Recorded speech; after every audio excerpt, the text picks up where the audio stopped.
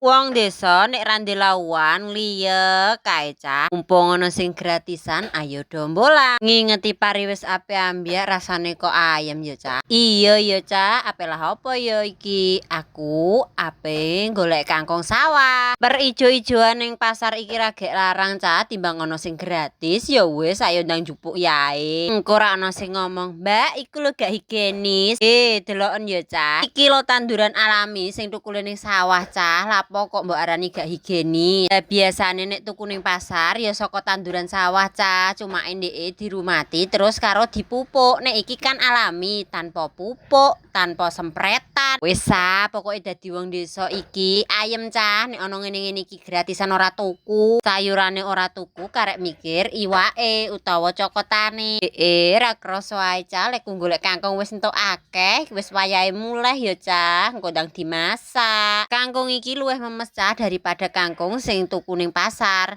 Soale ndekne teksture iku gak gampang blonyot, tapi nek dimasak sediluk ya empuk. Wis teko omah langsung ndang persiapan masak cah. Njupuk dingklik sik ya gawe linggih, terus lanjut langsung ndang muteti kangkunge. Tim sing apa cah seneng mbok puteti sitok-sitok apa langsung mbok irisi keras-keras? Nek aku ya seneng tak puteti sitok-sitok kaya ngene. Tak puteti nganggo tangan ae, ora usah nganggo peso iki lho wis nggenahe ra karuan diputeti. Kangkung gendelan kok pasar kan akeh sukete, dan iki mau oleh kunjupuki sitok-sitok cah dadi resik. Bar ngono lanjut tak irisno lombok cah. Nek ngiris iki aja tiru aku yo, iki aku wis biasa ngiris kaya ngene, ora usah nggo telenan cah. Soale nek nggo telenan iku rasane kurang cepet. Bar lek ngiris lombok langsung lanjut ngumbah kangkunge. Aja kuwatir cah, kangkung karo lombokku iki tetep tak umbah yo nganti resik, tapi ora tak video ae. Wis manasno wajan ning ndur kompor, tak sori lengo sithik terus langsung ae tak jegurno lombok bawang brambange. Tak oseng-oseng sik ya cah ben nganti seger rambune. Nek wis setengah layu lanjut iki tak jegurno kangkung sing wis bar tak umbah mang, tak oseng-oseng enteni sampe medhok cah. Wong omahku nek mangan oseng-oseng gak seneng garingan cah, dadi tetep tak kei banyu. Dadi nek mangan ben gak sereten cah, ana duduhe. Langsung ae uyah gula micin tambah roiko, dilebokno kabeh.